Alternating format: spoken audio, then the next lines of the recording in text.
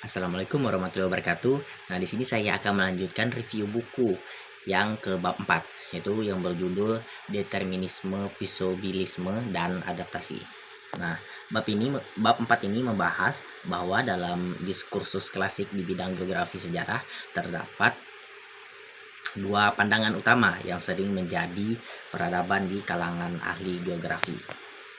Nah, pandangan pertama menyatakan bahwa lingkungan geografis menentukan jalannya sejarah, sementara pandangan kedua menyatakan bahwa lingkungan geografis hanya menyediakan pilihan bagi manusia dalam menciptakan peristiwa sejarah.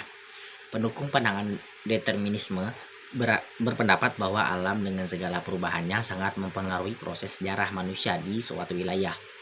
Nah, perubahan alam seperti bencana banjir, gempa bumi, letusan gunung berapi, dan tsunami dapat menghancurkan tatanan budaya dan peradaban yang telah dibangun oleh manusia di wilayah tersebut. Nah, contohnya bencana alam seperti tanah longsor bisa menghancurkan infrastruktur dan menyebabkan hilangnya populasi yang menunjukkan bagaimana kehidupan manusia sangat bergantung pada kondisi geografis di sekitarnya. Pada intinya, determinisme ini menyatakan bahwa alam memiliki peran sentral dalam menentukan arah perkembangan sejarah manusia.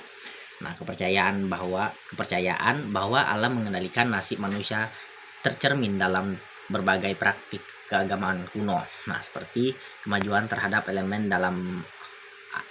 alam oleh suku-suku kuno seperti Aztec, Inca, dan Maya di Amerika Latin.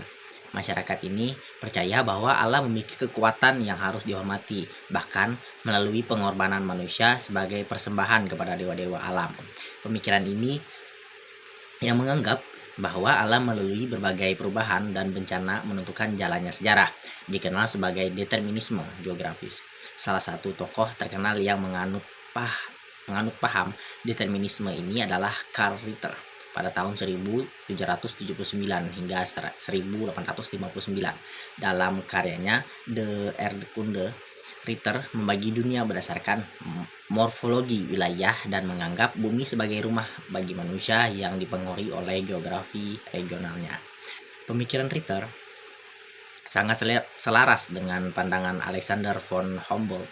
Meskipun Ritter hanya melakukan penelitian di Eropa, dia memanfaatkan data dari penelitian lain untuk mendukung teorinya. Nah, aliran determinisme ini kemudian berkembang menjadi antropogeografi yang dipelopori oleh Friedrich Ratzel yang berpendapat bahwa manusia dan peradabannya hanyalah produk dari lingkungan alam mereka.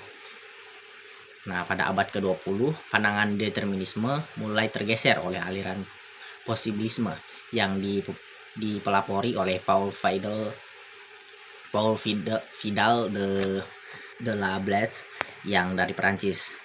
Psikobilisme menyatakan bahwa alam tidak menentukan, melainkan hanya menawarkan berbagai kemungkinan yang dapat dipilih dan dimanfaatkan oleh manusia. Dengan kemajuan teknologi, manusia dapat menggunakan sumber daya alam sesuai dengan kebutuhannya dan tidak harus tunduk sepenuhnya pada kekuatan alam. Vidal de la Blaise menekankan pentingnya observasi langsung di lapangan dalam studi geografi. Dia sering membawa mahasiswa ke lapangan untuk memahami kenyataan geografis dengan menggunakan peta sebagai alat bantu utama. Nah, metode ini bertujuan untuk memastikan bahwa setiap teori geografi harus berakar pada realitas yang dapat diverifikasi.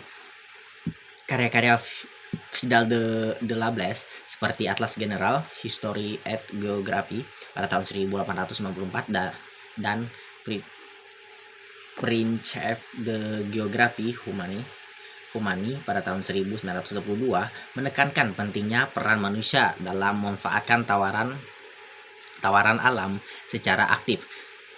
Sumbangan utama Vin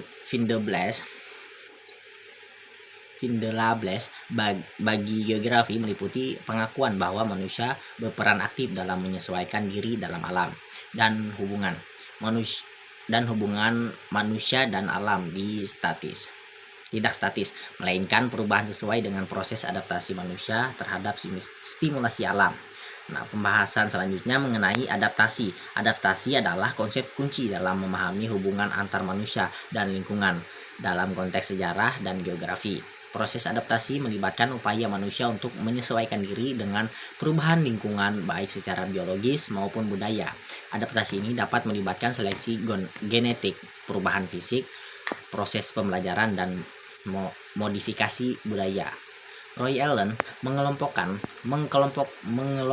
adaptasi menjadi 4 jenis, yaitu yang pertama adaptasi melalui seleksi genetik, yang kedua modifikasi fisik dalam individu, yang ketiga proses pembelajaran, dan yang keempat adaptasi kultural. Nah, adaptasi bukanlah proses yang statis, tetapi bersifat dinamis karena baik manusia maupun lingkungan terus berubah. Manusia selalu terpengaruh oleh lingkungan alam dalam setiap aspek kehidupannya, meskipun ada yang berpendapat bahwa alam menentukan karakter dan perilaku manusia. Pandangan yang lebih modern mengakui bahwa alam hanya menawarkan berbagai pilihan yang dapat dimanfaatkan oleh manusia melalui kemampuan teknologinya. Nah, mungkin itu saja review dari saya bab keempat.